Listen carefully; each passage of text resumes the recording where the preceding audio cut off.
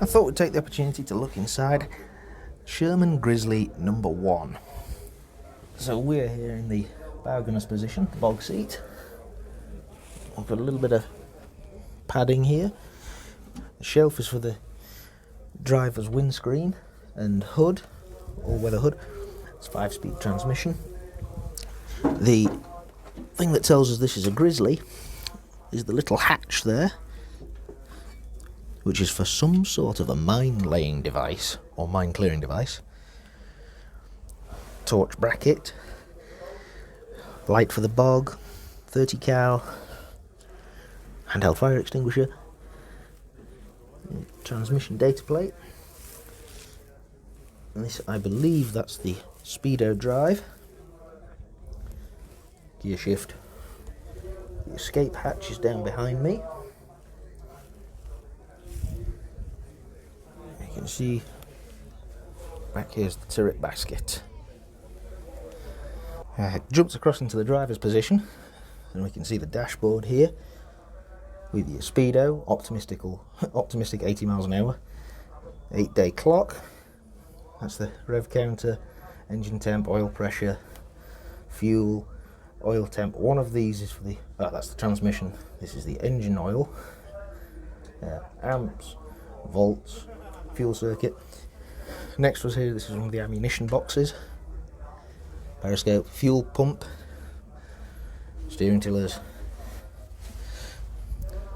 pedals, clutch and accelerator, gear shift, a whole compass. This is one of the comms boxes. You can see there the bow gunner's position, another ammo rack, escape hatch, spare periscope heads, data plate for the tank, service manual record book,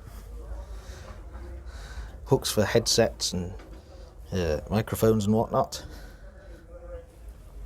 This is, as I say, Canadian Grizzly Number 1, so it's set up inside with a British 19 set and the appropriate headsets and microphones, rather than the American setup. I've manoeuvred my way into the turret now. Here we have the commander's seat in the head out position, and the commander's seat for when he's buttoned up. There's an ammo rack here for submachine gun ammo, the 19 set, spare periscope, clips and latches for various things. I'm sat in the gunner's seat. If I manoeuvre back here, that's the gunner's seat with the back removed. There is the turret azimuth indicator, manual traverse, manual elevation, power traverse, locks and traverse controls. Down here, we can see the gunner's primary sight. This particular one is actually an M8 telescope, periscope. Gunner's backup sight. The 75mm is behind this breech cover here, but it is all complete and all functional.